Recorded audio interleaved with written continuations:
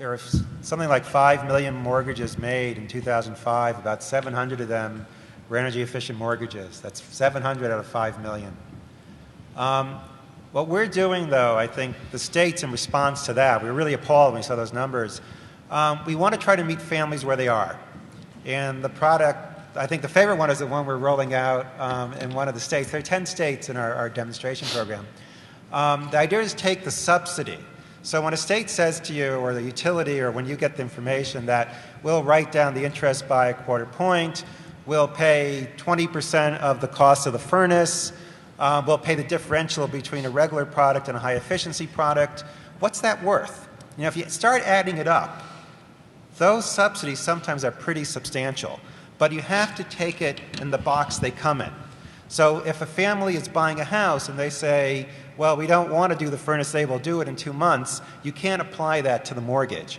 Or if a family is buying a house and they're basically tapped out, they put down every penny they have, the monthly mortgage payment is all they can handle, but the state's offering an energy efficiency loan program that buys down the interest to 0%, and the value of that 0% might be $3,000, you can't apply that to the mortgage and make the energy efficiency improvements at that time because the state box is you have to do it this way. So where we're going this fall is to kind of combine the resources to say, look, because our interest is not real estate, our interest is not home sales, our interest is making homes more energy efficient.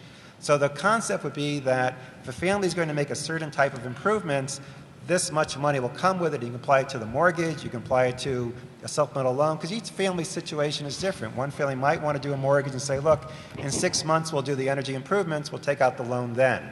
Another family might be better to incorporate it into the mortgage, they just don't have that much resources to carry a higher monthly payment. So what we're trying to do is say, look, in each state, there are 20 states that have supplemental programs now. Those supplements can be very valuable, but you might not be able to access it at the time of sale or purchase. So what we want to do is try to take the subsidies and basically make it the subsidy that applies to the financing vehicle. And I think that'll be an ideal kind of product. It'll be simple, it'll be straightforward, it'll be something people can understand and fit within the banking system. Because at the end of the day, you have to remember, most people I represent are engineers.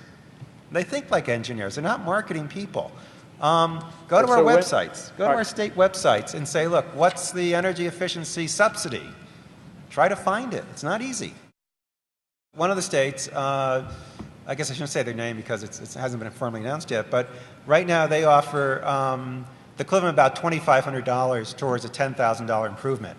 So the subsidy would be available at the time of purchase. So if you buy the house and get a home performance audit done at that time, and there's a list of improvements, then that $2,500 credit could go towards the mortgage. So if you have to borrow an extra $10,000, the $2,500 can offset $2,500 of that $10,000, or it could help buy down the interest rate. Whatever makes it more appropriate for that family, as long as the work is done, because we don't really care. The subsidy that you can't get hold of now, because it's tied up with you must take out a loan, could now be incorporated into the mortgage to make it more attractive. And I guess I can sort of announce this. We've been working with EPA, and in the fall, we're pretty much finalized most of the details now. This will be coming out as what's going to be called an Energy Star mortgage. So that'll have a brand, and will be designed to really be something that families would want to do. And we'll be talking to lenders in the next couple of weeks about how to make it simple, transparent, because we really don't want to slow the process down. I understand the pressures that you're under to go to closing. So part of the reason I came, and John encouraged me to come, was just to kind of get feedback about, because, you know, when you're sitting in the energy office, you know, we're not real estate people.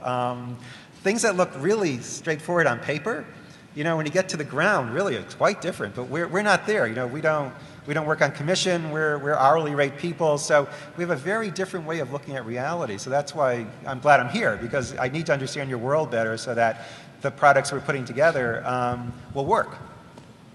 We've been looking at when do energy savings really make a difference to a family? A family making $150,000 a year really doesn't make much difference. I mean, it might sound good to them, but in terms of their after-tax income, it's a pretty small increase.